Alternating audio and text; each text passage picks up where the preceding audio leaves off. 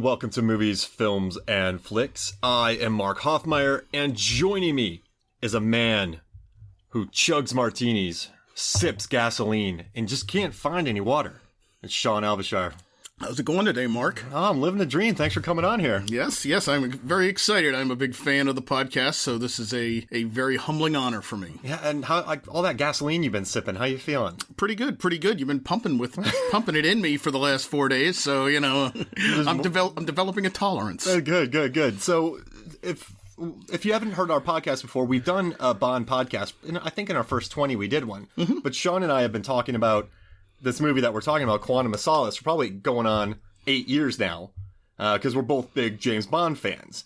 And so I have a thing where I think Quantum of Solace is the worst Bond movie ever made. I guess I'll say it's my least favorite. How's that sound? Because it's not the worst Bond film ever made. Bond films are personal to everybody, so it could technically be both. It could be, you could feel it's the worst, and the one you least like at least entertaining at the same time too. I mean, like with these Bond movies, it's kind of like, which was your first? Which was, your second? What did you go back? So for me, my favorite's GoldenEye. What's your favorite Bond?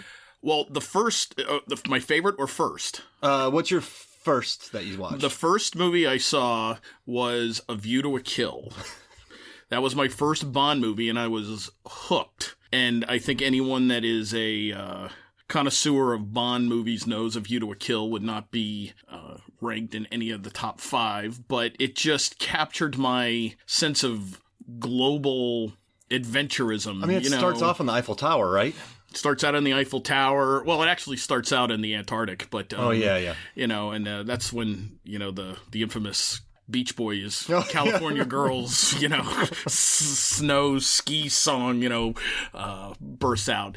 And then it goes from there, then it goes to the countryside of France, and then eventually ends up in Silicon Valley in San Francisco. But as 13, 14, it's just like, it was just the idea of this guy, this bachelor, and he was just super cool, even if it was a 90-year-old Roger Moore, traipsing around the globe, and, it caught everything that a movie is supposed to do, especially when you're young. Oh, yeah. GoldenEye blew my mind. We've had this conversation. When I was 14, because I hadn't watched Bond films, really, because my parents weren't into it, and I was more, when I did the Columbia House thing, but I could just get my hands on what was that Blockbuster, the newer stuff. So when I saw Bond in 96, then you play the video game, GoldenEye, I was just jumping off skyscrapers. He was being lectured about drinking too much and letting women die. I didn't even know what any of that meant. Mm-hmm. I was just seeing tanks fly around and Xenia on the top and, great fight scenes. Sean Bean, probably my favorite Bond villain, 006. Alex Trevelyan. I mean, what? It was awesome. And I would argue in GoldenEye, I think if you rank the top 10 Bond girls, I think 2 of the top 10 come from GoldenEye. Yeah, Isabella Scor... Who is so underrated. She's so underrated. Like, I thought that movie was going to make her a global superstar. And then actually, Famke Johnson was the one that kind of ended up having a very storied career with the X-Men and everything. But I guess she had the straight man role. And then, Famke was Xenia on the top. Like, you remember that. Right.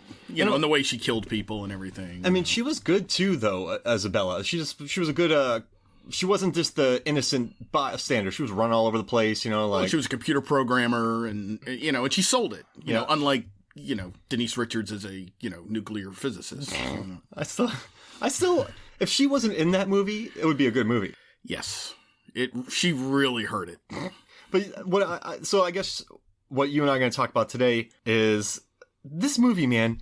When I first watched it the first time, Quantum of Solace, I didn't like it because I felt like it was a Bourne film. I don't know why I felt that, but I watched it. Then I watched it a second time because Meg, for the wedding, Sean's my brother-in-law, by the way, we watched the entire box set. She got that I asked for it for my wedding. That's a me move. Watched through the whole thing, watched it again. I'm like, this is not a movie. And then in preparation for this, I'm trying to have an open brain for it, but watch it again. I'm like, I feel like but we have to give it credit because it did take place during the writer's strike. Paul Haggis had to turn in a draft, I think, 2 hours before the deadline. So they had a first draft. Mark Forster, he hadn't directed World War Z yet. He was known for Finding Neverland, Monsters Ball, those kind of indies. Right. And he definitely brought that sensibility to this movie, which I think kind of hurts. You know, in this movie they did action scenes around earth, wind, water, earth, air, and fire. Did you know he wanted to have those 4 action scenes? I didn't know that was a dynamic to his vision. I did not know that. When you say that now, I see it. Yeah. But that is not something I knew that was a vision of Mark Forster's. Isn't that crazy? That's actually kind of cool. So you have the cargo airplane. You're making, my argument for me. Continue. No, but see, I think I don't know. But see, for me, like, he just went in with these ideas, and then and then without the script, it just felt like a bunch of different things plugged together that weren't necessary. Like, they didn't really necessarily need a lot of these action scenes. Like the one on the boat in this movie, he's just riding a boat around in a circle, and then he kind of lands at the same place. I don't know. Yes. Look, as we discussed doing this podcast, I sent you a text months ago, and my argument wasn't, which I think you kind of. I love it. Yeah, you loved it. What I said was, my argument is, of the 24 Bond films that have been made, Quantum of Solace always ends up between 21 and 24. And my argument is it's more in the middle. And what I said to you was, this podcast was at least my argument that it's not awful, it's merely mediocre. Yeah. And so, to that point, I think what you were saying is true. I'm not arguing that it feels almost like a series of mini movies with horrible transitions. And the transitions are important because the first time I saw the movie, I remember after a really cool opening, I think that was one of the chase in Italy. Yeah, through the horse races through Siena, Italy, and then it's a direct sequel. So there was a lot of, and it was coming off Casino Royale, which I feel affects people's mental thought process when it comes to this movie, because Casino Royale almost set this new level of excellence for the series that QOS could not meet. It could not meet the expectations, so therefore that hurt it too, I think, a little bit. And then it ended up being a sandwich movie, which is, it ended up between Skyfall and Casino Royale, so then it kind of gets lost in there too, I think, in people's minds. But once that ends and you're like, okay, this is cool, and then Mr. White disappears, we got people everywhere, and and then all of a sudden you're like in Haiti. Yeah. And you're like, the first time you see the movie, you're like, okay, why are we here? Yeah. So I don't argue that there are transitional problems, not even that one, throughout the movie. Then you kind of buy into the next section, and you're like, okay, this is kind of, okay, we're getting there. And then, okay, now we're somewhere else. You're like, okay, why did we go here now? So there are some definite flaws in the movie, but I feel from start to finish, upon rewatching, it'll hold up better than some of the other Bond movies, which is why I think it'll maybe end up in my pantheon probably around 16, as we rank. But your arguments are very, I think, well thought out, because there are problems with it. And I guess if you listen to the podcast, I had a buddy come on and we talked about Ready to Rumble, and I tried to get him to say positive things about it. So we're not trying to bag on this movie, but I also read these reviews where like, it's not a Bourne movie, it's not this, and people really take the easy route on it. And I guess the more I research this movie, the more I realize how it kind of went wrong. I mean, they were writing the script on set. Right. Daniel Craig said he was writing lines. He's like, I don't want to write lines, I'm an actor.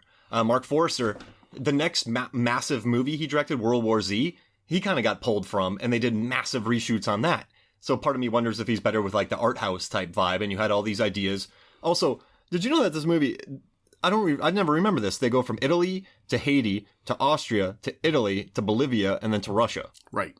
Does it feel like they go? I just felt like they were in Haiti the whole time the first time I watched it. Or you know what I mean? Like one area. Right. They go to, or South America, maybe, yeah, thereabouts. Yeah, it's kind of like, License to Kill when they go to Isthmus City, and it's just like this generic Panamanian town that could be anywhere in Central or South America. You do kind of get that sense of, okay, we're in a Hispanic country that could be anywhere South America, Central America. They did kind of gloss over where they were a little bit. But, I remember being really, when you think of Bond movies, you think of Montenegro, you think of Paris, you think of Tokyo, you think of Macau. Port-au-Prince doesn't, grab at you, but you've got to remember what this movie was about. This was the kind of his descent into 007 as a hard hard-boiled killer. In retrospect, looking back at it over time, there was a purpose to put him in these kind of drab locales, because I think that's what they were trying to capture was after Vesper Lynd dies at the end of Casino Royale, they wanted to take him into... They didn't want the next one to be glamorous. But a lot of people...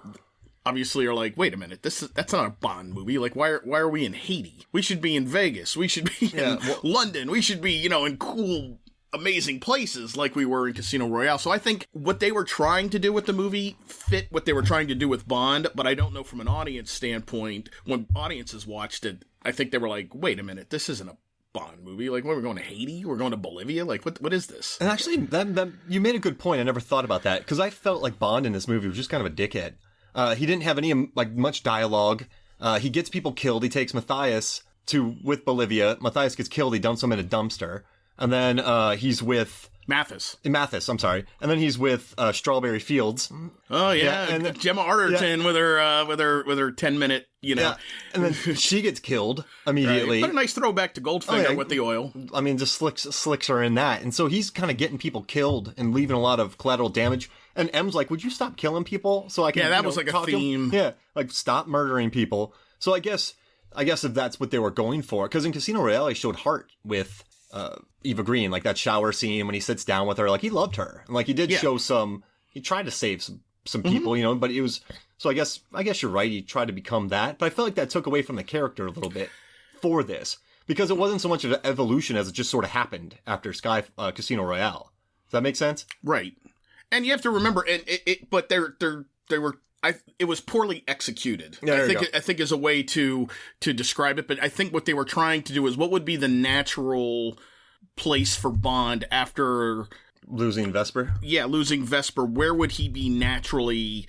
Where would this pick up? And this movie picks up, almost the next day. Mm-hmm. Car chase. And so, where would his mind be in that moment with, being betrayed, but still his heart still loved her. So I think they were trying to capture what he would actually be like in that conflict that he was dealing with. And he just, kind of turned it into just being a pure assassin. Yeah. But then there's that, that final scene where he doesn't kill the boyfriend, because that's when M asks him, she's like, did you kill him? He goes, no, but we got everything out of him. So that was kind of the last scene is him becoming a more thoughtful assassin, or something that M wants, just not a cold-blooded killer, which is like she talks to him about in Casino Royale. Like, anybody can pull a trigger, it's when not to. License to kill sometimes. Right. And I have a question. When Mathis gets killed and he picks him up and throws him in the trash, I feel like he made him more visible, because he didn't even cover him up in there. Right. So I just think the scene, if you want to look at it, if you want to dissect certain things, I would feel. I was like, just put it. It's not. On top of him. I think it was more for the look, like the look of how much in that pure moment humanity was just completely gone from James Bond. He picked up a body. This was a friend. Threw him in a dumpster. And then when she's like, what are you doing? And he goes, oh, he wouldn't care. Yeah. Like, that was I think the nadir of Bond. At that moment, he was discarding a body in a dumpster and had zero feeling about it. I think that was if you think about it in terms of, well, the police would have saw it. I mean, look, a lot of movies, if you get into the actual practicality of things, you can go down a pretty big rabbit hole. Well, I guess for that moment, and then she made the comment too, It's another example of, if you really think about it, they're really trying hard to execute something that they just kept missing on. But if you watch it, I'm not encouraging people to, watch a movie you don't like, but the more you spend time on it, you realize, God, this is a much better movie. They just kept, it was almost like a singer just a hair off key. They just kept missing, but their ideas behind it were really good and really, really thoughtful in what they were trying to accomplish, but they just kept missing. And the writer strike probably hurt that a lot. And you shouldn't have to watch a movie 8 times to pick up on things, and you know what I'm saying. So that's that and that's I think that's a fair criticism. But the reason I like it in some respects is I'm such a huge Daniel Craig Bond fan that I probably gave it a second, third, fourth, fifth watching, only because I'm such a fan of his and what he's brought to this role that maybe I was a little stubborn with it at first, but it kind of grew on me. And then the more I kept watching, I'm like, God, this is actually a little better than even I realized. And that's when you and I got into the conversation. Yeah. And most people have your opinion of the movie. If you look at any reviews, most people haven't given it a second look. Yeah. And the only reason you did is because, our relationship as brother-in-laws are at stake here, over this movie. No, I'm just kidding. Yeah, I almost it was kind of wild watching this though during all the way through. Yeah, because Megan and I plowed through the entire series again, and just this was you know what's weird? This is the shortest Bond movie. Mm-hmm. This could have been 15, 20 minutes longer. Yeah, and when does anyone ever say that about a movie? Get me out of here is what I'm saying most of the time. And that's where and I think that's those transition scenes could have given more depth and understanding as to why the whys. I mean, even the Dominic Green's plot you look at climate change today and you think about it, that was a little ahead of its time where, to control the water supplies, it's not as sexy as, a hollowed out volcano and, all the cool other Bond movies. I mean, it's kind of He didn't have a cat. Right. It's a very realistic and boring, it'd be like another Bond movie trying to control the interstate highway system or something. Be like, wah, it's something cool, But in a sense, it's a very interesting and plausible, idea that some, high-powered governments would look to in this game of global geopolitical risk. Controlling water is a way to control countries. And it was a very neat idea, with Dominic Green and what they were trying to accomplish. He's just kind of a middleman-y, though, and he doesn't have enough time to really be I know a lot of Bond, like Le Chiffre and Mad Mikkelsen, he just had the teary eye. There wasn't much to him, but I guess he's such a good actor with a good bit, like a good bloody eye. Right, and that was just so much more well-developed. And a good actor. Yeah, So this guy kind of, I don't know, the first time you meet him, he's with Olga Kurylenko. And he killed a geologist, right? Who was hanging out in the water. Mm-hmm. And then they drive around on boats for a little while. Then he goes to Austria. It just never seemed like a match. Like, I'm not saying a villain has to be a physical match for Bond, but he just seemed like too much of a middleman for me. Does that make sense? Excuse me. Yes, he is. He was a poorly selected actor for that role. They wanted to go for a non-threatening. And they got it. Yeah, they didn't want a bloody-eyed guy. They wanted a guy with no signs of evil, except for when he goes feral at the end. Right, yeah. Which, I guess, when I first watched that, and the fight scene between them, I was a little annoyed, but they said he just attacks him like a feral wombat. And then, I guess if you're Bond and a little guy attacks you with a very light-looking axe, like a feral wombat, you're going to be thrown off guard, maybe. Have you ever had an axe swung at you, Sean? No. I think I would remember that. You had to think about that for a second. Yeah, I was like, let's double check. I'm a little older than you. Does a hatchet count? Yeah. And, another couple interesting things is that final sequence at that hotel, that's actually from a site selection standpoint, it's actually on some naval base down in Chile. And it's this, I want to say it's like a 3,000 acre, 5,000 acre, 10,000 acre, something like this, national military base where they study the stars or whatever, and that hotel is completely powered by solar panels, and so this is where I think they got a little too cute. It's an unbelievable sight. It really is. It's spectacular visually, the whole 9 yards. But again, they blow it up immediately. Right.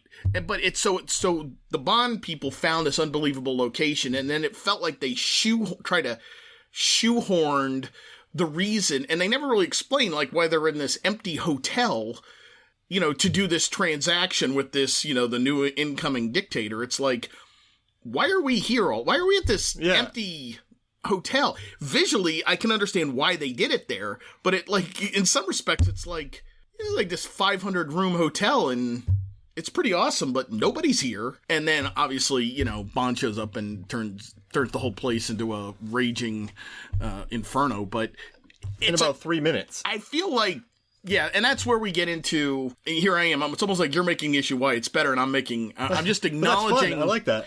Acknowledging just the flaws in it, which was I felt like they found a great location, and then they kind of shoehorned a great location into the story. To your point, the movie could have been 15 minutes longer, little more exposition as to why they're out at this, really cool place to do this transaction. It's never explained. Or why they? Well, I know that they go to Austria, but that's an incredibly expensive scene in Austria with all the extras at the Tosca Opera. But that's a great scene. Yeah, but the building is beautiful, like the setup. And so I wonder if this movie, since they only had a first draft, and then he wanted to do the action scenes on Earth, Wind. Do you remember the 21st Night of December and Fire? Sorry, that's I thought that was September for a long time. Do you remember the 21st Night of September? But isn't it December? Earth, Wind, and Fire? I thought it was December. Yeah, I think it is. Yeah. I also thought that, what a night. I always thought it was late September back in 63, but it's December. Yeah, it's December. I always think everything's September. Yeah, well, it started the school year, so. Yeah, you're right. But, so I wonder if they went into it with ideas, a brief script, and then I want to air fight, and I want to fight in the air, I want to fight on the water, and so you just have these ideas, and then they had to shoehorn, because, this movie happens fast, so they wanted to fit all this stuff in, but then it had to have the story to really explain a lot of it. Right.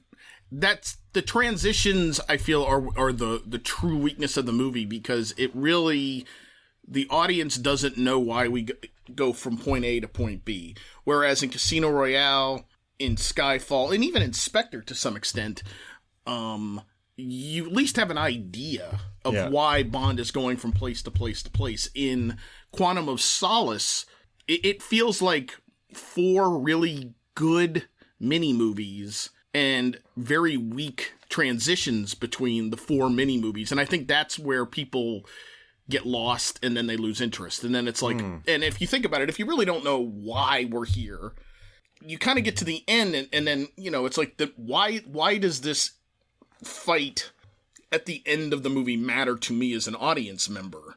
Because, and I feel that's where the movie lags. But again, it's like I say, Our conversation is in the pantheon of only Bond movies. Should it be in the 20s? And my argument is that there are other movies I feel that have not shown the great test of time. And QoS will move up. Kind of like, look, we talked about this prior to the pod. On Her Majesty's Secret Service was reviled when it came out. Reviled. And any list today shows it in the top 10. It's in my top 5. It's mine too. Yeah. I think it by far has the best ending, most meaningful ending. It's aged really well. And George Lazenby has really kind of become a cult hero Bond. In his. We showed emotion. He cried at the end. Yeah. And that was. But my point is, that movie has grown in the test of time, even amongst Bond fans and even critics. And then there's others that I think that people generally thought were the best great Bonds that I think have, shown some wear on the edges over the course of time. But that doesn't mean an old movie is, like From Russia with Love is arguably the best movie ever made. That's my favorite. And that was the second movie they ever made. Yeah. So just because it's old doesn't mean it can't withstand the test of time, everybody goes, to my mind, they always go to Goldfinger, and I just still have a problem with the Fort Knox scene. Yeah. It's just so hokey. So what do you think about this? So some movies, Quantum of Solace isn't going to age poorly, but it's not going to age really well. So while other Bonds are aging poorly, it kind of moves up in the list. Does that make sense? Like, there's nothing truly offensive about it. I think it's the more you watch it, it becomes a more entertaining film. And if you watch it within context of the 4 Bond movies, it really carries the arc of Bond. And of course, Craig will have his final Bond, at the end of next year. I feel that's Quantum of Solace, it comes out a little bit when you look at it in that story arc of Daniel Craig's 5 movies, which, when you think about it, they never really did that with any other actor. Yeah. Daniel Craig's the only actor where they really tied all the movies together in one singular arc, where most other Bond movies, almost all of them, are singular entries. Yeah. Except for On Her Majesty's Secret Service, obviously. But then in the next movie after, it's like it never happened. Doesn't Connery stuff Blofeld into a chimney or something like that? Yeah. And well, the following one was Diamonds Are Forever. Got it. And which was a weak entry by far. And, Connery did it admittedly to this day, he said he did it for the money. And, then the Roger Moore era started. So, but look, I'm a guy that thinks Timothy Dalton gets kicked to the curb too easily. I really thought that License to Kill, I thought it was a great movie, but I feel like Dalton, some people, if they're not like true like Bond aficionados, they almost forget Timothy Dalton made 2 movies. But then he got the writer's strike. He made 2 movies, and then he got caught up in, or not the writer's strike. That was when United Artists, the lawsuit, and there was about a 4-year delay because they didn't know who would be able to produce the movies because there was a fight over the rights, and then obviously he felt he outgrew the role, and that's when Pierce Brosnan, who ironically lost to Timothy Dalton the first go-around, got his shot at GoldenEye, who really, he was great in GoldenEye. I loved his art. GoldenEye's a great. The problem with Brosnan is he so re-energized the series that they got kind of caught up in that 90s bigger, better, CGI, crazier, and, then it just, you throw Die Another Day, and it's just, I can't even comprehend people watching Die Another Day and watching Quantum of Solace and, like, looking me straight in the face and telling me Die Another Day was better. It's just so bad on so many levels. It's just, I could do it, but my argument is, like, it's just so bad in moments that I love it. Like, it's just so... Well, that's the argument. I think it has more personality than this movie does. Because if you think about this, too, in this movie, Bonds prior, they really use their locations to their advantage. So think about Spectre. When they're going to Blofeld's lab, they have that great scene where Leah and Craig are just standing there looking amazing in their outfits. Like, they use the locations really well. You think about... even with Die Another Day at the end of the ice place, like, they built action scenes around that. And so... you always feel like when he was in the Alps, they built around that, or then in the desert, like they really use their locations well. But this movie just kind of there's no, you know what I mean? They don't use their locations to the best of their abilities in this either. Does that make sense? Yes, it does. I think we touched on it right at the beginning. A lot of people, when he goes to Haiti, he's in Port-au-Prince, Haiti, he's in Bolivia, or as we like to talk about, generic Central American, South American country. Yeah, a lot of people, when they see Quantum of Solace, are like, I come to Bond movies to see Paris. I come to see Montenegro, Macau. I come to see... What the hell is this? At least spend more time in Haiti, because that could be interesting. Yeah. Like, spend 15 more minutes there. Yeah. Like, hanging out with Olga, or Camille. Camille. Yeah. We haven't even talked about her yet.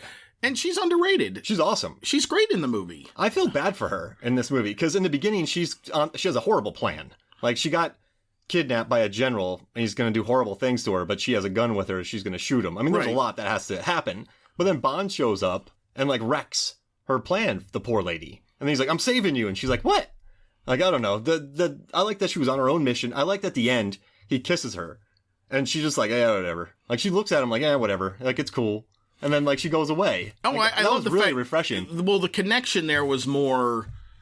The connection between Camille and Bond in the movie was that they were so similar. They were they're kind of broken from life, and everything that had occurred to them in life, that they were down onto that, I like to call it your final, tensile string. You're just like one away from, like, kissing the world goodbye. And they were both brought to each other, and they were both in the same mental mindset. Yeah, because her family was murdered. She just wants revenge. He wants revenge. Right. And then he's angry about other things, so he's attacking that because of the organization. Right.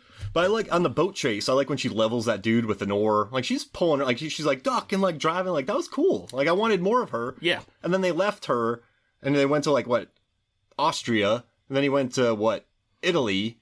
And then they find her again in Bolivia. But I was like, I didn't want to leave that character. I liked her so much. So I wonder if there were rewrites or something that happened that kept her from being in it more. Maybe. Yeah, and it's a little strange. Yeah, there's that he leaves and then he comes back and he's able to kind of reconnect with her. I like how she shows up though. She like costs him millions of dollars. Yeah, that's gangster. Yeah.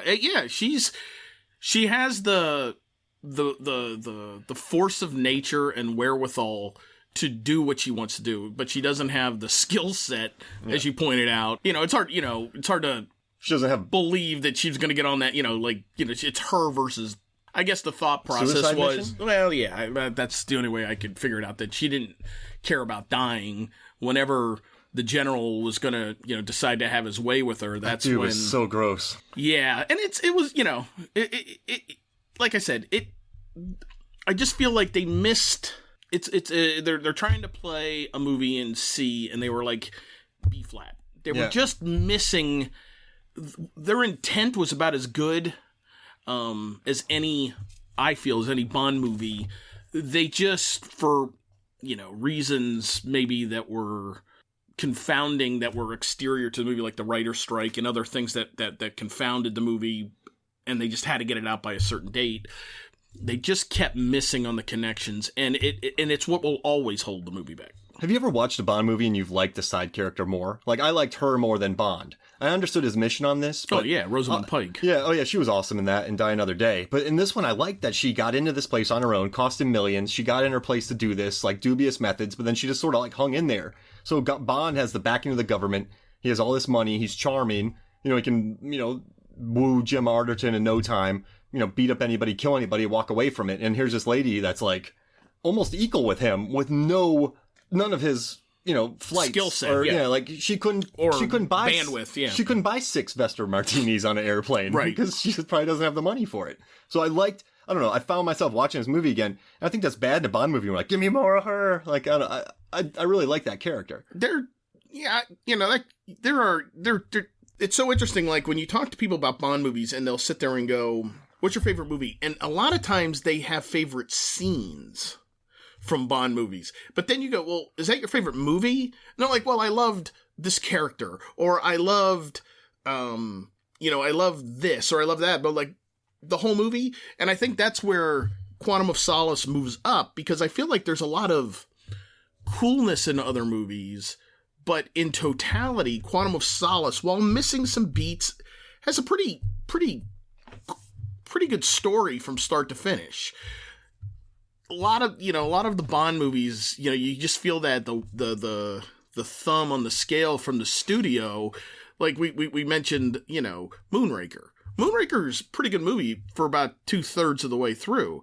And then they take an iconic villain and turn him into a comic book character at Jaws? the end. Yeah. Then they're shooting lasers off in space. And it just, nothing made sense. It was so hokey. And you're like, how can you take a movie that's this good for, 90 minutes and just ruin it in the final 30? And so when you talk Quantum of Solace, I feel like, it misses a beat here, it misses a beat there, it misses a beat there, but in totality, it's a pretty good story, and it really attempts to create more depth into who Bond is. Now, it's a product of its time. Yeah. We want different things from our movies now. We don't want Adam West Batman anymore. We want Christian Bale Batman now. Yeah. So it's a product of our times too. But, some of those, oh my God, it's almost painful sometimes when you like watch some of those older Bond movies. It's just that, that you can just feel the studio thumb in some of them. Sean Connery in Asian face. Yeah, not good. Not good. And but you know what could be good about this movie is there isn't a gimmick. Like, there's no underwater fights. There's no epic underwater battles. There's no Moonraker. There's no ice castles. Right. There's no facial reconstruction. This one guy was now another guy because he had a surgery. Yeah, there's no 10-minute fencing scene and Madonna is the, running the fencing studio. Those kind of gimmicks are not in Quantum of Solace. So I wonder if you've watched all of them in a row, then you watch this one, it sticks out like a sore thumb, and maybe you reject it a little bit. Just because... Oh, it does not feel... And to your point, you started this off. I think you made a very good point, and it's true. The Bourne movies, it truly... You talk about taking space in the broccoli's head. There is no doubt that the Bourne movies took up a couple floors in Albert Wilson and Barbara Broccoli's head when this movie came out. And the quick edits, the distorted edits, and those sort of things, they were definitely pulled from the Bourne Identity, and they wanted, and it's like, what can make that somewhat frustrating is, why are you so worked up about the Bourne movies when you're coming off Casino Royale, which I think many people would argue with the new Academy Award with 10 pictures. It would have made it. It would have made it. Should have made it. Yeah, I mean, that would be one of those, like, articles that you write, which is, greatest movies that, due to politics, didn't, if it didn't get nominated, why it should have and how politics kept it out, that sort of thing.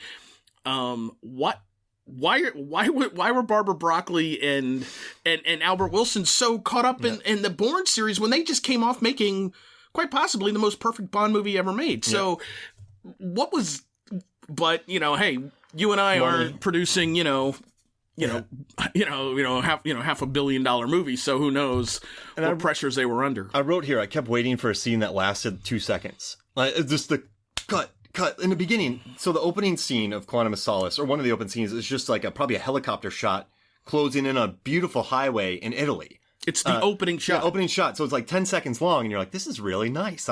I kind of wrote, I wish I would just watch this instead, because it's a beautiful shot of the water leading into a really nice mountain with a beautiful road. I'm like, this is great. And all of a sudden, boom, boom, cut. Like, I like some of the gags that they had in there with the car stunts, and I guess with a 2-lane tunnel, you gotta cut quick. But there was a scene where he kind of drove off into a construction site for a second. I was like, yeah, this one's great. And then the scene's over. And then the fight scene with the bodyguard of M who tries to kill M, that was a Bourne fight, if I'd ever seen one. Sure.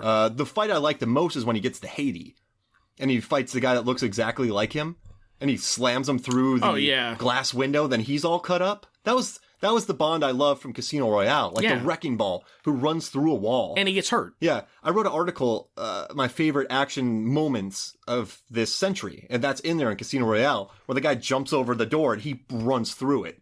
Like, not only does that say this is a new Bond, but he's a tanker of a man. And that's what I like, the longer takes. But, Martin Campbell, the director, probably has more experience than Mark Forster did. It's easy for people. I mean, you and I have never directed, big budget movies or anything, but I can see not trusting it. And Martin Campbell, he trusted himself to let those action scenes play, let those shots run just a hair longer. Well, even in the Bourne movies, they let them run a little longer because you can comprehend the know what's going on, yeah. They definitely were probably a half second too quick on some of the edits. Maybe they were just like, we're gonna out-Bourne Bourne. I don't know, but how fast are their cuts? We'll make ours faster. Yeah, and it's still not terrible, but it's in that fight scene on the when they fall through. It's bad CGI when they fall down through the glass ceiling, but then on all the what do you call it, the scaffolding. That was he's hanging upside down, and the way they would shoot it upside down with the gun, and it gave you Bond's view. That was a pretty well executed fight sequence. So, like I said, there's just cool things about it. I mean, I think the Tosca opera scene is completely well done. I like the detective work in that. He gets the earpiece. Even M does some detective work in this, which I kind of like. Well, one scene that the transition going into Haiti comes off of the dollar bills, and my problem with that scene is it should have been longer because it was actually it's on actually the computer. It's a great scene. She's like, impress me, but that scene is literally like 3 minutes long, and it's the sole reason he goes to Haiti. But the first time you see it, it happens so fast you don't even pick up on what that conversation was. You just like, okay, they're looking at money. That dude was a boss, too, because she's like, we're busy. We don't have time for this. Impress me. And then the dude really impresses her. But they trust it. Give it a hair more time and let the audience absorb it. I remember, like, the third time I watched it, I put the movie on closed captions just so I could read the dialogue because it was so fast. And this is a real... If you're going to do a short scene like that, this is like a personal pet peeve. Don't cut away from the people talking. because I feel like it in a longer scene you can do it. If the audio is quality, you can show the reaction while someone was speaking. If you're going to have a quick scene, you can't have it. You can't have everything. And so it's hard to already follow that scene. And then you're not even seeing some of the people talk. So you can't even like follow their lips a little bit. I mean, it helps your eyes, the senses absorb a scene. And you watch it in closed captions. You're like, wow, this is a really cool scene. This guy's great. This is great. But I mean, he should have been given a shot where he's just gloating. They walk out and he just starts dancing. Yeah, or something. Yeah, because he impressed them and they were skeptical. And that's smart. That's detective work. I don't know if like people say they want that from their Batman. But I kind of like that from Bond, too. Like, just, pump the pavement, I've read the books, and I mean, he's basically a detective in the books. Oh. And, when you read the old Ian Fleming, books, and, if you look back at the old ones, Dr. No, Rush for Love, he's doing more, doing more detective work. But then, it's like anything, it becomes a franchise, and then you want to get bigger, better, and, that sort of thing. So, but... Yeah, I agree. They're like you said, they're start to finish. It's a good quality movie. It's not great. I'm not here to make that argument. I just think it kind of gets shortchanged for a lot of reasons that have nothing to do with the movie, and then it's just a little off key. So if you're already in a mindset of all the Daniel Craig movies, Quantum of Solace is terrible. You're already in a mindset of it's bad. And then when you watch it, unless you just commit to looking at it in a different light, which you did, you can see, like, they're really trying to accomplish something here, but there were clearly forces that people don't see that affect the movie. I mean, I totally agree. We can have this conversation about a lot of movies. I mean, not to get, I don't want to go down a non sequitur rabbit hole here, but do it. People hate Godfather 3, and they should.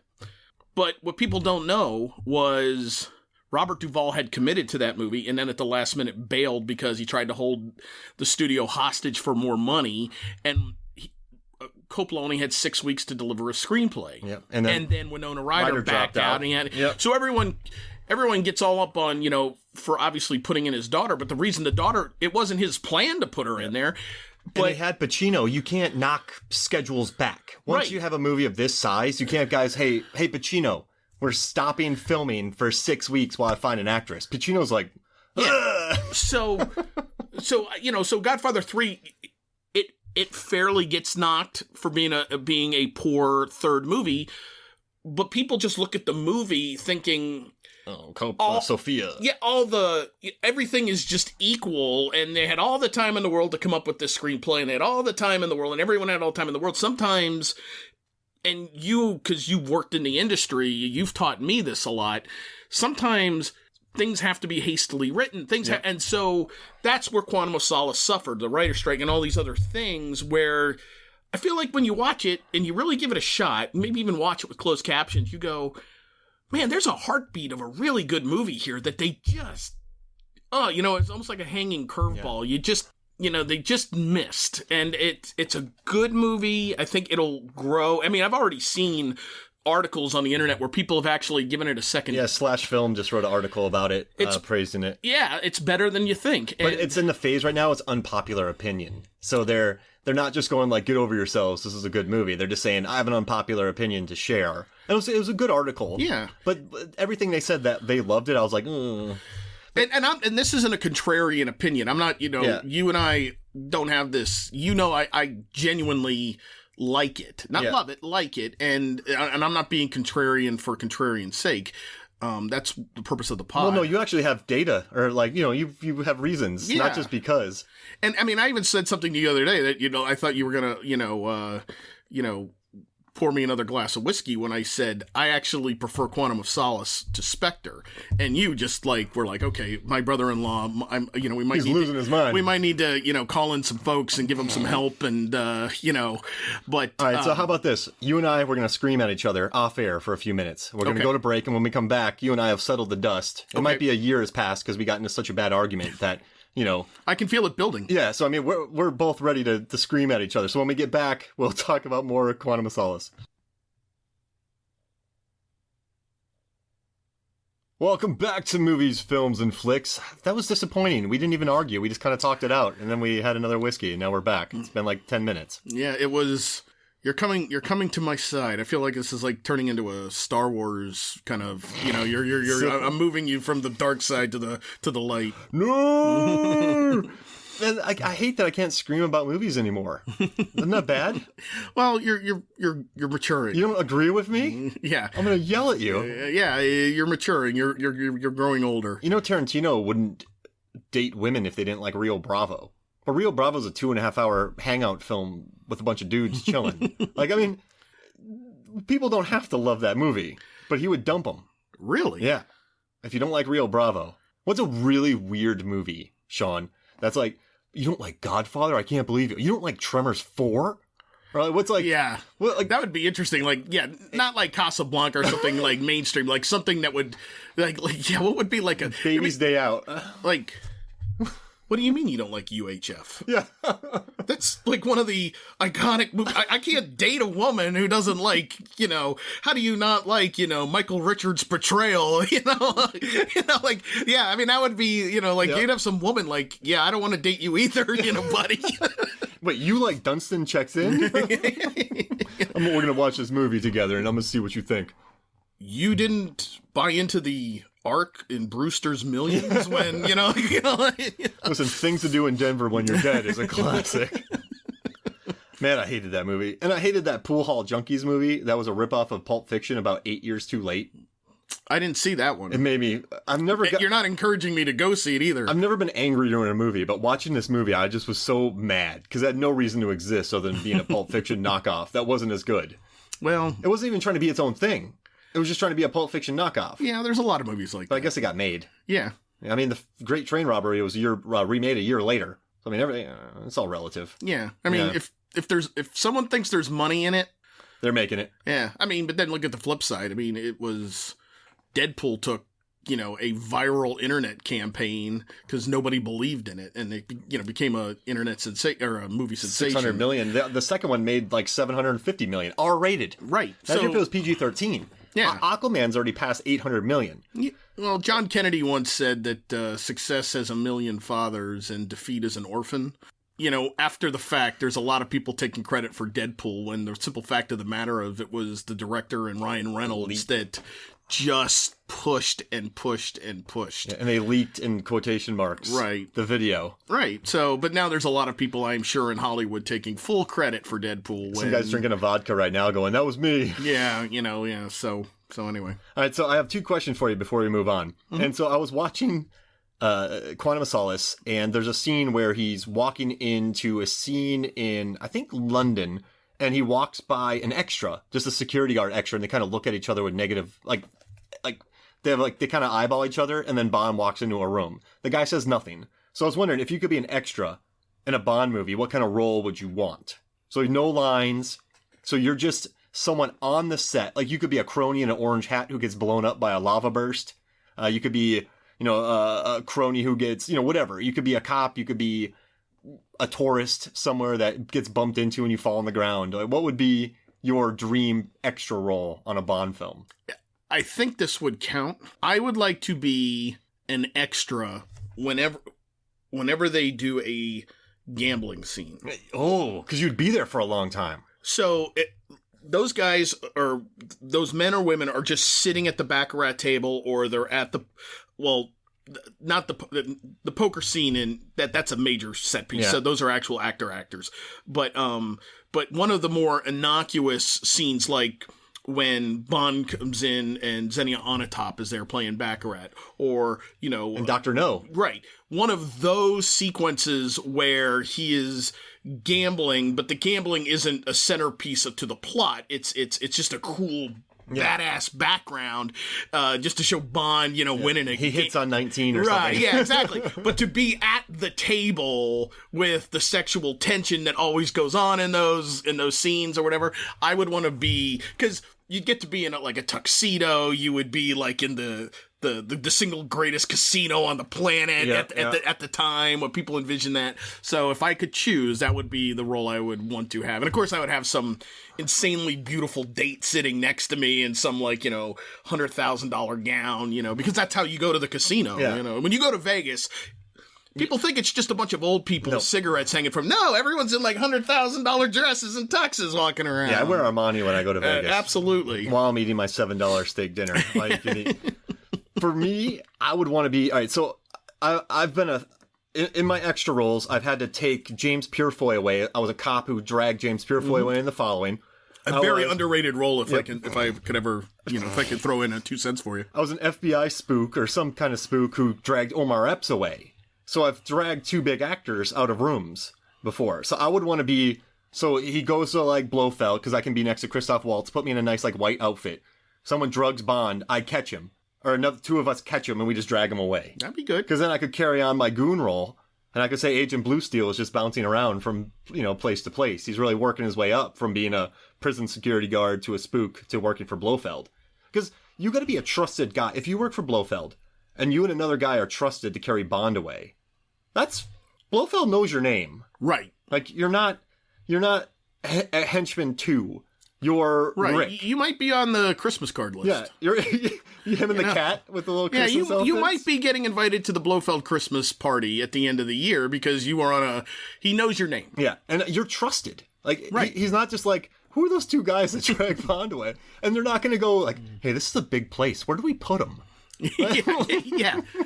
Like, where's Bond? We put him in the janitor closet. Why? Well, we couldn't find a torture room. Yeah. It's actually more secure. Like, your torture room... Everyone gets out of that. There's 8 gas tanks, like, and there's sharks, like, that he could escape from. We put him in a locked janitor closet with no vents. We know this because we're right.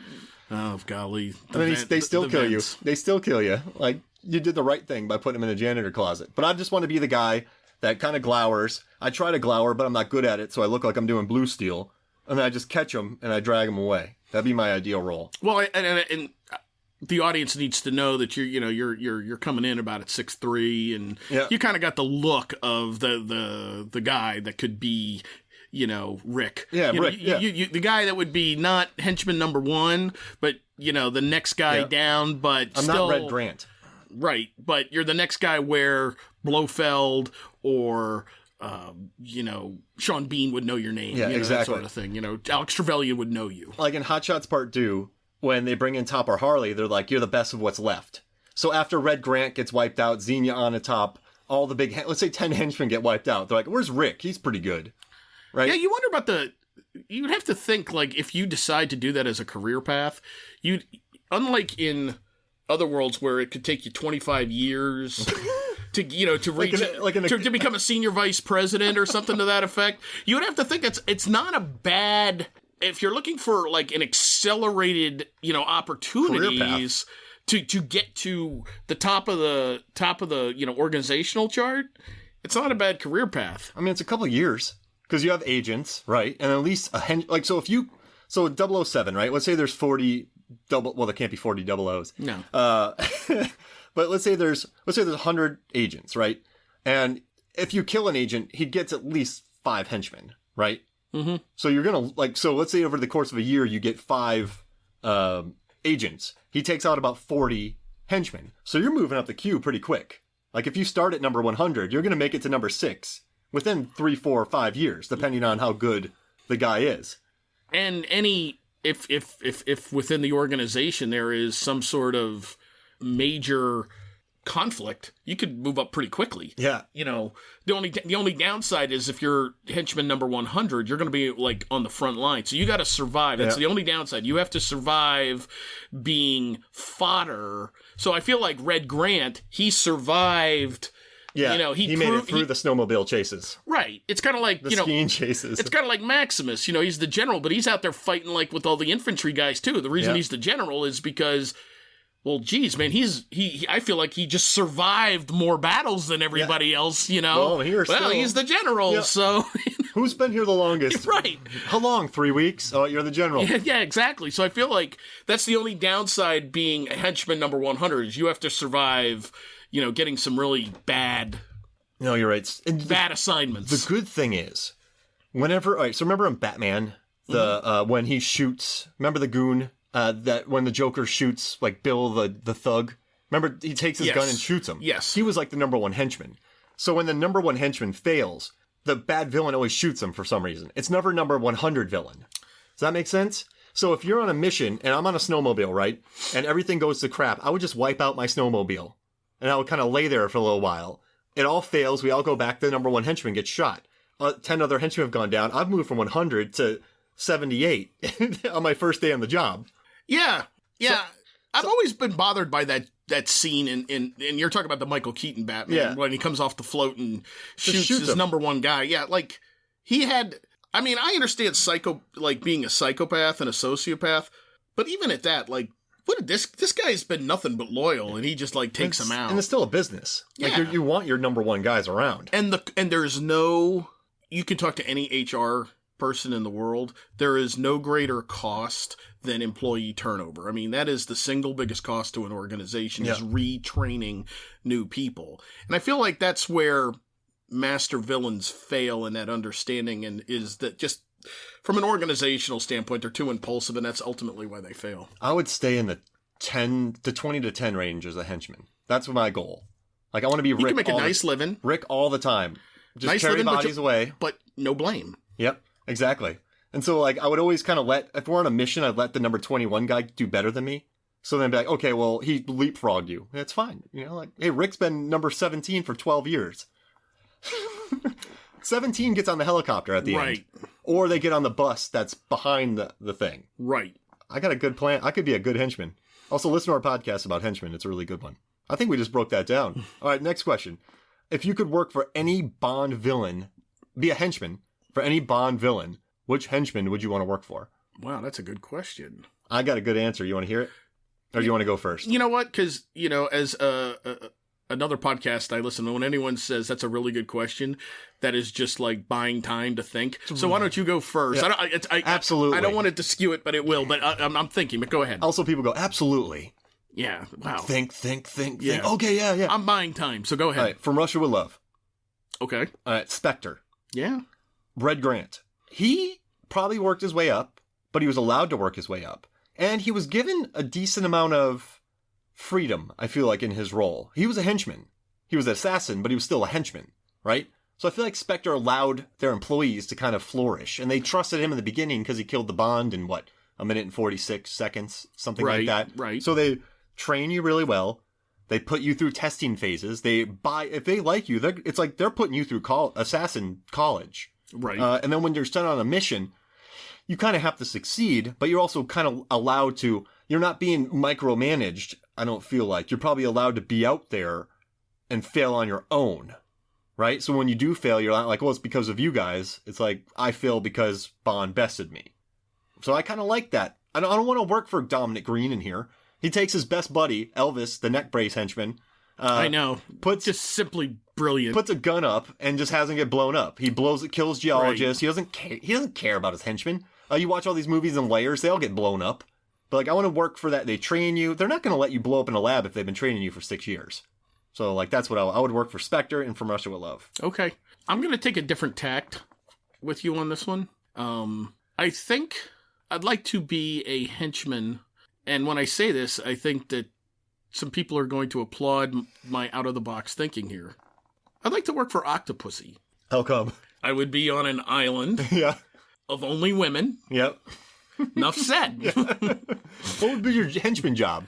Security? Security. Yeah? Security. I mean, it's and you don't even have to be good at it, because in Octopussy, you know, they put Bond in a room, and then because it's like one of those like very old, you know, structures built years ago, there's no like glass in the window. You know, the guy's just, Bond just hops out the window and he's walking on the side and everything like that. And no one seems to, get fired. But the idea being is, if there's 5 henchmen on that island doing security and there's like 90 women. Yeah. Your odds are pretty good. Yeah. I mean, I'm just saying. Are you signing contracts before, like what's the things? That's a good question, because technically it was supposed to be a pure pure island for women. So this is like a Wicker Man scenario where the men are just sort of they do all the work. But come on, we're talking about women in their young 20s. I mean, is paperwork really gonna get in the way of that? And if you're the only guy and they can't go anywhere, they're not allowed to leave the island. You're kind of like, you're playing the odds. There you go. Well, that's interesting. So you wouldn't get fired for doing a bad job either. No. I mean, I'm looking at it from a completely different point of view. Yeah, got it. I'm trying to be a little like, cheeky. Yeah. But if you I guess if I had, I was trying to think of something a little fun for the podcast, but you could be surfing, you could be hanging out. Think about it. Do you have weekends off? Now that, you got to live in India, so that's not, that's probably not the, ideal situation either. But if you're going to ask me in terms of the world that Bond creates, that's where you go. That wouldn't be a bad one, man. Who would be the worst one to work for? The worst one? Oh, I think it'd be easily Silva from Skyfall. Yeah. That dude just he killed that poor lady, and then Bond's like, you wasted scotch. Like, Silva, man, he didn't care about henchmen. No. He doesn't. He wouldn't even. I don't think he would even put up henchmen in a nice place. No, that's even the bigger question. Is like when you see certain villains, like how do henchmen become henchmen? Like what? I mean, in a sense, like at what point, if you're working for Silva, I mean, are they like in the break? How do you get in front of him? And you're on that crazy little city island that he took over, but even more so, it's you're in it with a couple henchmen in the break room. Like, aren't you talking like, dude, man, I got to get out of here. Yeah. This is like this. Silva's gonna kill me. Yeah, we're going nowhere here. I mean, there's no career advancement. We're out of coffee. Yeah, Silva would definitely be at the top of that list. Robert Davi would be good too, because if you think about Benicio del Toro in the Living Daylights, no, that was License to Kill. License to Kill. Living Daylights was in Afghanistan. Got it. So he would be pretty good because he seemed to trust his henchmen, right? Mm-hmm. Yeah, and Bond was able to very smartly get into that organization. Wayne Newton somehow got to be part of that organization, and Benicio del Toro. Robert Davi would be a good one to work for too. Are you a bad guy? Yeah. Are you part of the crew? Sweet. Like, here's a suit. Awesome. Yeah. What's great about Davi, man, is that what I love is villains that don't really perceive themselves as villains. Like Robert Davi is like just kind of like the head of the mob in Isthmus City for all intents and purposes, and the bank was just the government controlled bank was really just his ability to launder money. Yeah, and he just viewed it as a business, like a cartel owner or something to that effect. Like, I'm not doing anything right or wrong. I'm providing services, products for the people. So I always loved Robert Davi in that movie because he never viewed himself as good or bad. He just viewed himself as a guy, that was selling a product, and violence was part of his career.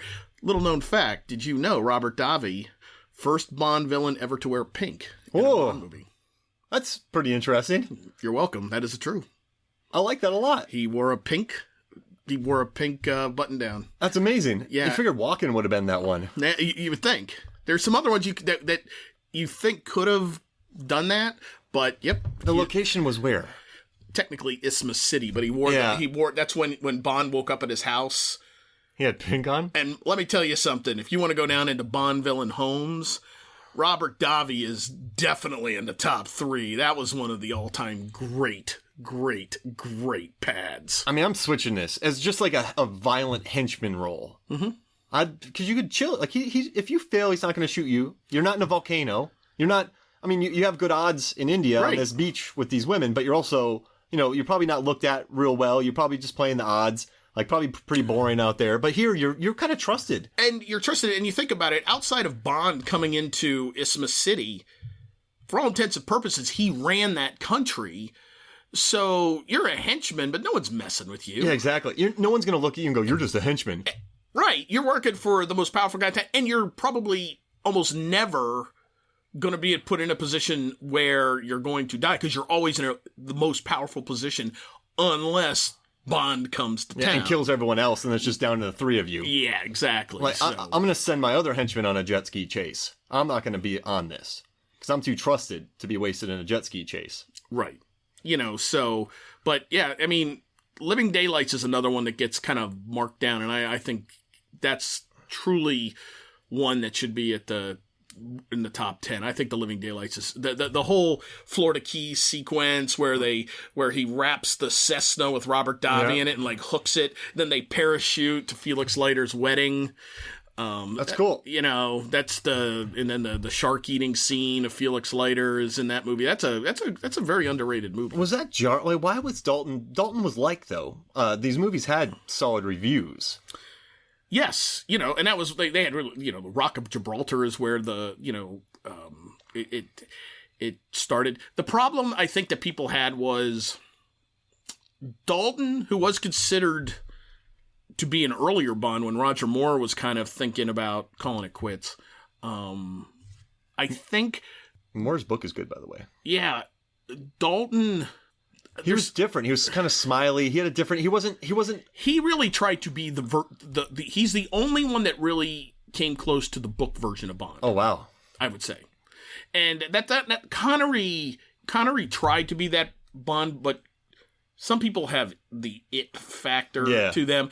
Connery does, and he just was so magnetic a personality that he just took over, like whatever Bond was in the book, this guy is 10 times better. I want to be that guy. Got it.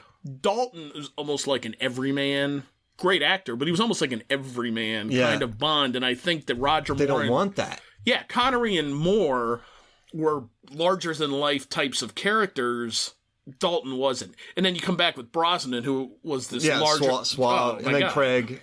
Craig, yeah, I mean, you have to have... That's why, when people always ask me about... How would I have felt about Idris Elba being Bond? And people get into this. Bond's a white guy, this, that, and the other. And I go, I understand that, but I go, he has it. He has whatever it is. Idris Elba has whatever Daniel Craig has, whatever Pierce Brosnan has. You're not looking at a African American actor. You're just looking at a brilliant dude on screen. It's to me, it's colorblind. I'd have been all for it.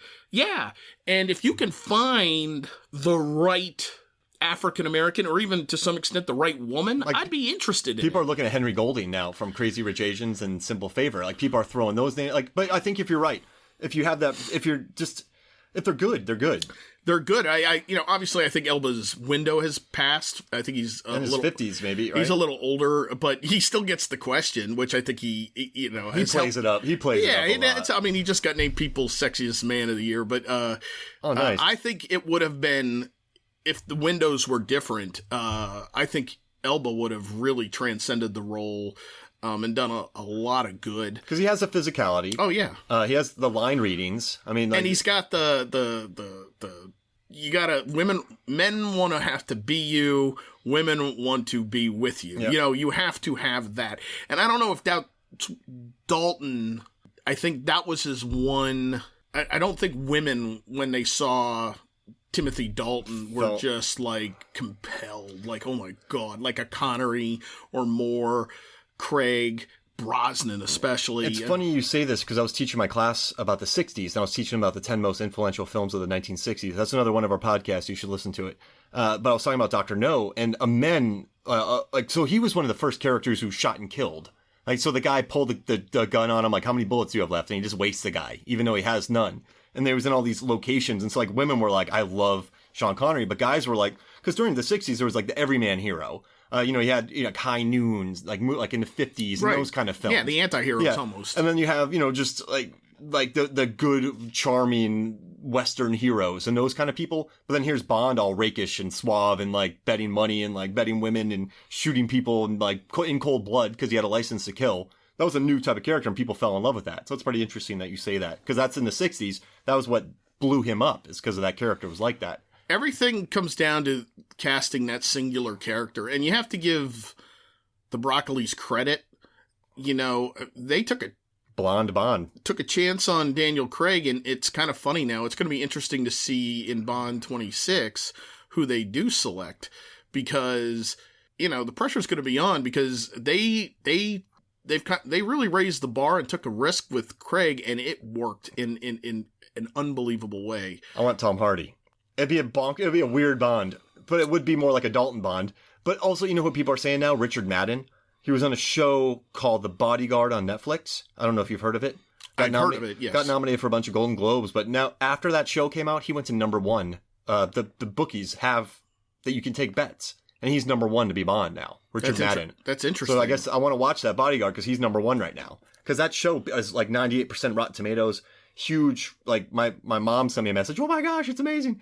She doesn't speak like that. My mom speaks like this. But so that's where they're saying it is now. You know, it's funny, that movie, the show The Bodyguard, the reason I was initially, like, it's like anything without any information, you can make bad decisions. I wasn't initially interested in it because I thought it was like some sort of Kevin Costner, Whitney Houston, some sort of like continuance. And I was like, I had no interest in that movie, much less anything that would be a continuance of it. Literally making a decision with zero information at my disposal other than the title of the show. I didn't even know what it was about, but I guess it's about a guy who is working with he was a former soldier, is working with a woman who's kind of like she's more liberal and he was like a soldier, so they're completely different, but he has to protect her, and then things go crazy, then he has to go like full suave Bond and like save the day. So they're saying that's who's it. So let's get back to Quantum of Solace here. Is there anything else you wanted to touch on with this movie? Is there anything that you kind of wanted to get out in regards to this film? I thought that general was gross. I guess he did his job, the Bolivian general. Mm-hmm. The whole scene where he told that waitress to go into a room so he could just do horrible, like, and then the whole fight like that. I don't know, man. Am I becoming too sensitive? Because I felt that scene was just kind of gross. Like, it's what made it even more gross is that the hotel is like seemingly empty, and she's like the only female in the building. Yeah. Which made it even like feel even more disturbing. And I think to some extent what makes it even more disturbing is what if Bond didn't show up that day? Horrible. Yeah, so you're not wrong. It's definitely like as soon as you see her, as soon as he says bring my drink to my room. Yeah. It's cringy. And like the whole, like, you know, Trevelyan, well, this is just a side guy, but like 006 never really did that. Like, you don't need, I don't know. It's just, I don't know. The dude felt, I mean, maybe that's good that he just felt gross, but I just never felt. Well, even in Skyfall, the woman who, you know, her name is escaping me, but she was the one that got the shot, the McAllen. She has a short role in the film. She was clearly, and Bond even speaks to it, in the sex trade. Yeah. But they didn't, it was heartfelt and sad, whereas in Quantum of Solace, it was cringy. Yeah. Now, I'm sure the producers and the directors will argue that's what they wanted. Yeah, they wanted him to be the villain. Yeah, they wanted him to be just this, you know, completely abhorrent animal person. And when you only have so many scenes. I guess that Olga saves her. So then that's kind of like a retribution because she couldn't save her family. Right. So, you know, maybe there's some... I guess that makes sense when you put it in that context. Right. But and then also, what did you think about Gemma Arterton's role, Strawberry Fields? I hate the name. I felt like for a movie that was trying to be truly serious, and that was a nod to... Just her name itself was a nod to, like, Bonds in the past. Yeah. And I felt it was very out of place. And then he walks into the room and she just immediately like falls for him. And like that, if he's so depressed, and then just like, whatever, he's Bond, he has to, you know, you've seen the SNL sketches about his STD test. But I guess you have to have that scene, but it just felt like a throwaway role for her character. It did. Like she's plucky because she trips people, but then she gets murdered. I'm not going to lie to you, the scene where she tries to go into the hotel and Bond is like, we're not staying here. She's like, oh, this fits our cover. We're teachers on holiday. And then they go to this, like, you know, whatever the Ritz-Carlton is of Bolivia. He pulls in there and he goes, hi, we're teachers on holiday that just won the lottery. Yeah. I don't know. I felt that was kind of like, that was like a cool Bond moment in the movie for him. That shows some personality. Yeah. Like, you know, he was just like, no matter, I guess why I loved it is no matter wherever Bond got in his mental capacity, he still had standards. Yeah. You know? Yeah, I'm not staying in this. I am not staying here. I think they didn't need that role, though. They could have brought in Olga maybe Olga ends up there again, like sooner. Right. Like, they could have not focused less on her and then brought in Olga. I mean, I know I keep saying Olga Kurylenko, but that could have been, yeah. Here's what I think may have happened. Bond needed to bed a woman. And it wasn't going to be Camille, because that would have made no sense whatsoever. None. So we just need to hit this. What do we do? Yeah. So I feel like that's what it was. I guess that goes back to our whole thing with, like, I want a fight scene in Air, Wind, and Fire. And then we found this great location. Let's just do something there. Right. Like, they were kind of ticking off certain things for the Bond film. Does that make sense? Look, I mean, I would imagine this, being assigned a Bond movie is a director's dream. Yeah. And so Daniel Craig wanted Mark Forster because he loved his prior work. Right. So, and look, I mean, Sam Mendes did. I mean, who thought Sam Mendes American was Beauty guy does it? Yeah, like was going to pull off Skyfall. So you sometimes never know, and then sometimes, and look, sometimes people are always like, well, why don't you get like Brad Bird to do a Bond or whatever the case may be? But it's like, okay, but he works with Tom Cruise and the Mission Impossible series. Like, just some of these things aren't transferable. Just because you do other great action series doesn't mean you'd be great for Bond. But Bond is different. Bond, look, we're having a 90-minute conversation on Bond. I don't know, maybe one day there'll be a 90-minute pod on the Mission Impossible series, maybe. But as great as those movies are, especially the last three, I mean, they are iconic action films. They still don't capture the imagination like Bond.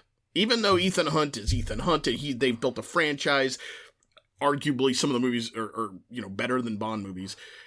Bond has this certain cultural reference, like Mickey Mouse. People expect it to be something, and they care about who gets cast. Mission Impossible, it's a great popcorn film. Oh, let's go there for the stunts. And I mean, this latest one's a masterpiece, but and we both own it, but I would rather talk about Bond movies than Mission Impossible movies.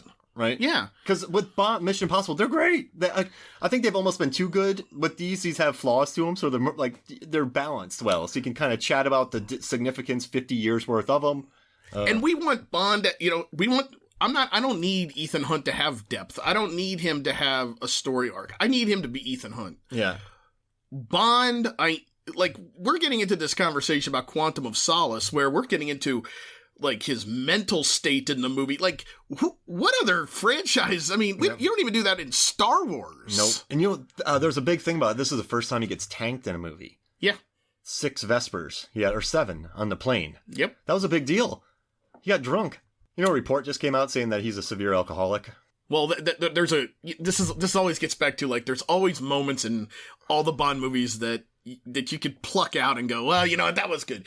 And Die Another Day, when they finally do the prisoner exchange, and he's in the hospital, and he's kind of sitting there laying, and they got everything in the hospital room, and you can hear the guy over the speaker going through, like, oh, heart's good, this good, this good, this good, and then the guy goes, liver's not so good. I always feel like that was a great line. Yeah. After he's like going through all his vitals, and they're going, liver's not so good though.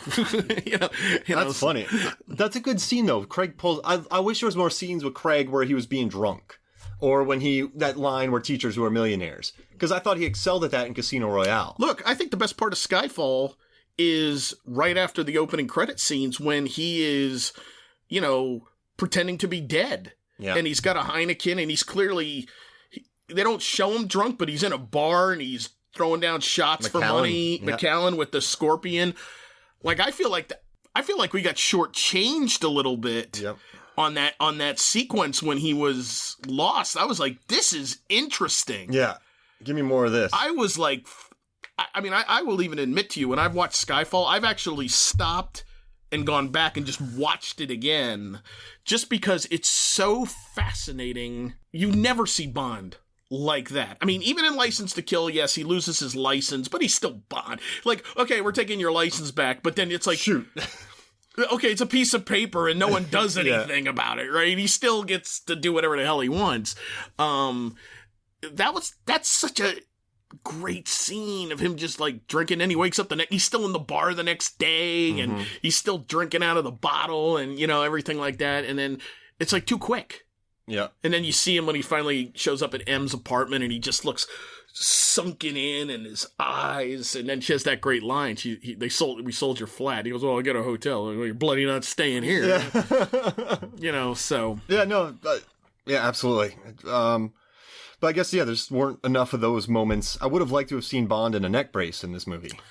Well, the fact that is this the first Bond movie where a neck brace comes out? Probably. Yeah. By a henchman. Yeah. A number one henchman. Right. That's why working with Dominic Green would be horrible. But he showed some level of care for his henchman by allowing him to get medical attention. And he probably had a day off. Wearing a neck brace, even to go to a big meeting with the dictator. I mean, that could look bad. I know. No. Does Spectre, knowing what you know about Spectre, make this movie better or worse? Quantum of Solace? Yeah. Like I said, I think I enjoyed Spectre. I feel like Quantum of Solace has a very solid story with very little plot holes. I feel like the issue with Quantum of Solace is they just missed tying it together. Yeah. Spectre has some pretty gaping plot holes that when I watch it, it's better shot. It feels more like a Bond movie. But like the Star Trek movie, it really missed on the whole Blofeld reveal at the end, just kind of like it did with the Khan reveal with, Fassbender in the Star Trek movie. Everyone knew he was Blofeld. But I guess in regards, there's a scene... I feel Quantum of Solace looks better as a movie. But if you're just talking about entertaining, there's no question. Spectre is a more enjoyable movie to sit down and let's all kick back and watch a movie. It's Quantum of Solace is like kicking back and let's watch Ordinary People. Let's watch Terms of Endearment. It's like Kramer. It's that's what it is. I think that's a fair point. Quantum of Solace is the series, Terms of Endearment. It really is when you think about it. Do you think it made sense though when they're like, how can they be everywhere? Remember when Judi Dench asked that? And then you learn it's Spectre. Did that clarify things for you a little bit? Because they kind of dropped that theme. Remember that? She's like, how can they be everywhere? And then he just goes to Haiti. Because then I guess they can when be he goes to everywhere. Tosca, and all those people are there. They're all there, and they kind of have meetings in public. I'd hate to sit next to those guys. You're trying to watch an opera. Well, you think how smart Mr. White was? He was the only one that stayed in his seat. Yeah. He didn't give himself up in that movie. Everyone else stood up to get out of there. Mr. White stayed. Yeah. Huh. I need to watch Spectre again now because I like him in that. That's a good point. All right. Well, that was good. Never mind. All right. Anything else? I think we've covered most of this movie, right? Yeah, I think we did it. I hope that people will give it another shot. Come at it with what you've learned from this podcast and kind of watch it with a new sensibility and realize that it's a very good entry of the 24. I don't think even in 20 years it's going to have a Majesty's Secret Service revival and be in the top 10, but I think that it won't have a decline.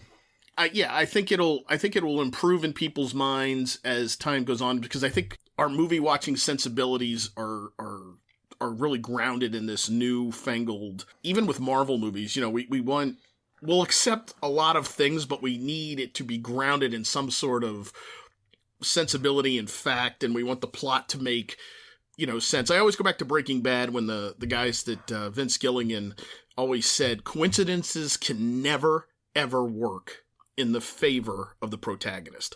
That's my problem with Spectre. Oh, you're here. Like, you know what I mean? Like, that's my problem with Spectre. There's too many conveniences that work in to make it go to get the plot to get from point A to B. That's what makes Better Call Saul and especially Breaking Bad. None of the coincidences ever go in favor of Walter White. And I think that's the genius of Vince Gilligan. I feel like Quantum of Solace really attempts to not have any coincidences. Everything works against Bond. And that's why I think it's a pretty good movie. And it's a very, very good entry. That said, I know there's people listening today that are going to be like shaking their head going, who is your brother-in-law? And why does he like this movie? And what does he do?